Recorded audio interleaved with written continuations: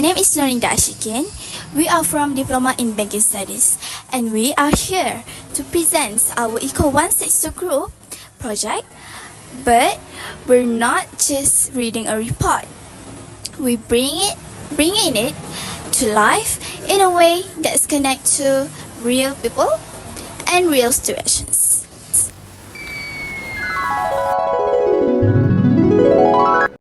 Hi, my name is Haila and I'll be talking about the utility. Basically, how satisfied we are when we consume things like food or entertainment. Hi, my name is Nurin Fatiha and I will explain about consumer equilibrium. And it's about how we use our limited money to get the most satisfaction.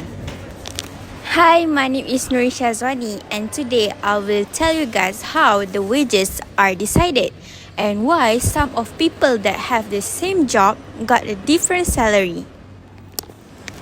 Hi, and my name is Anis Amira. I would like to explore other rewards like rent, profit and interest, which affect everything from houses to loan.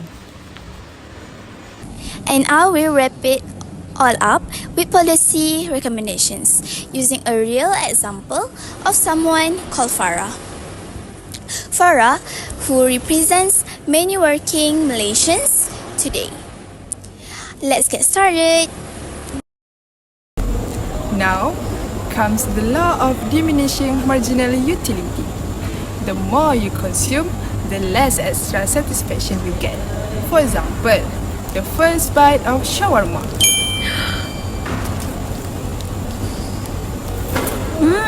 So good, feel like heaven. But the second bite, good, still good. The sixth, you are already full. So this applies to other things too. So, like scrolling TikTok. It's fun at first, but after an hour, your brain is just numb. That's the law of Edward in our daily life. So now, let's begin with consumer behavior.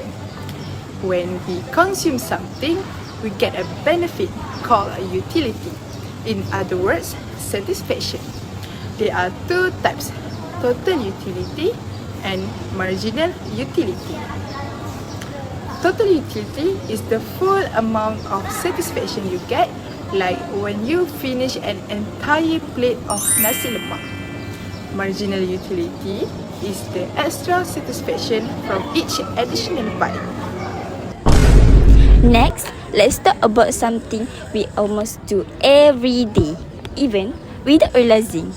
It calls consumer equilibriums. So, imagine this. You have 10 ringgit in your pocket. You are standing in front of food truck.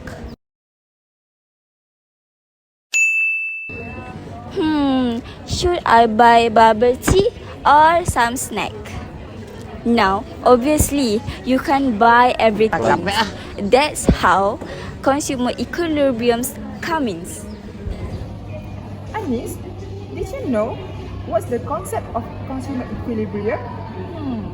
I don't know. Let's ask Nuri. Consumer equilibrium is a concept that explains how we make choice to get the maximum satisfaction, or what economic calls maximum utilities from our income. Now you get it? I get it. Yeah! The key is how much happiness we get from each money we spend. This is called marginal utility per ringgit. Do you get it? So, next time when you decide between two things with your limited cash, you are not just shopping. You are doing economics in action. So, now let's talk about income. Have you guys ever wondered how wages are determined? Don't worry, let me tell you about it.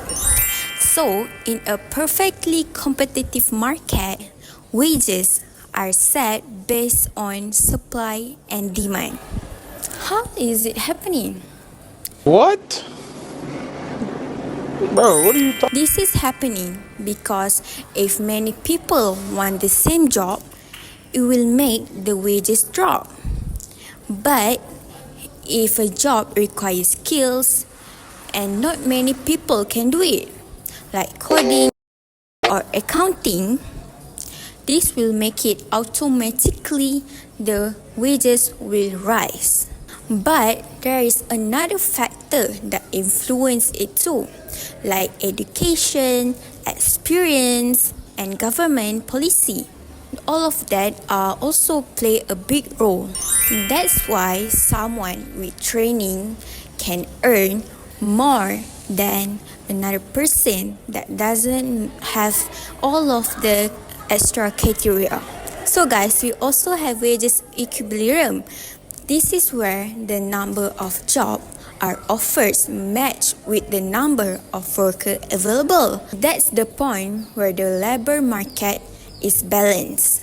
So that's all for me and thank you. Let's move on to the other rewards in economics. First, rent. It's not just a house rental.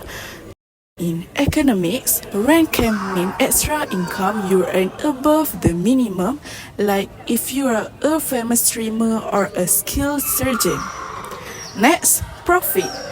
There's normal profit, which is just enough to keep a business running, and economic profit, which is extra earnings after covering all costs. This motivates business owner to take a risk. Interest is the return you get when you lend money or what you pay when you borrow. It rewards the use of capital. Interest also encourages savings and allows business to grow.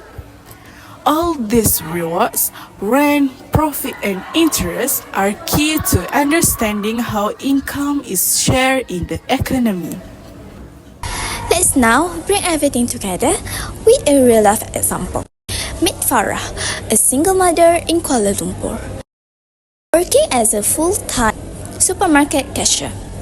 She earns 1,700 a month.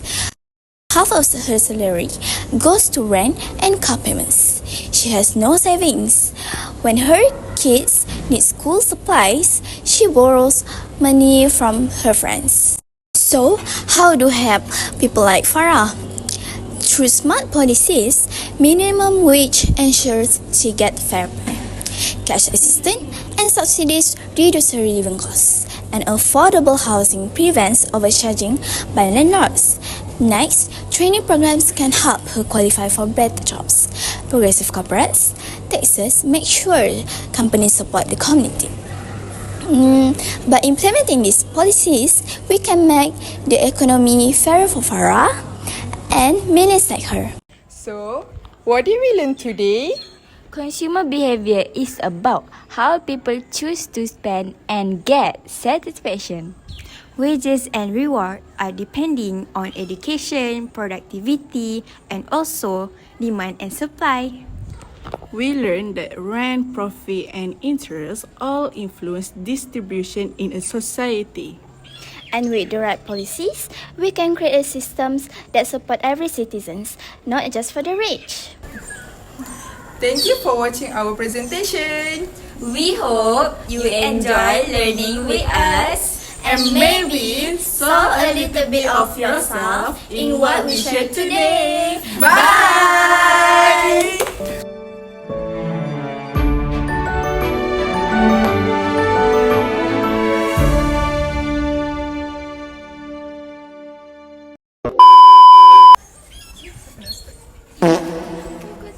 Oh, ya ke? Oh, benda tu memang tak kena. Asal macam berterabur? Asal aku malu ni. A few moments later.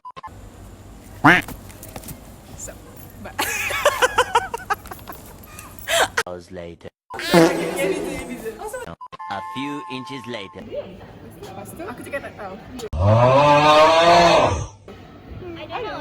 I don't know. Let's ask Nuril. One eternity later. This is how the theory of consumer behavior is applied in real life. Let's enjoy our matcha after test. This is called consumer behavior because we spend our last money to get the happiness. Yeah. So this is our second one. Thanks for watching. Please subscribe.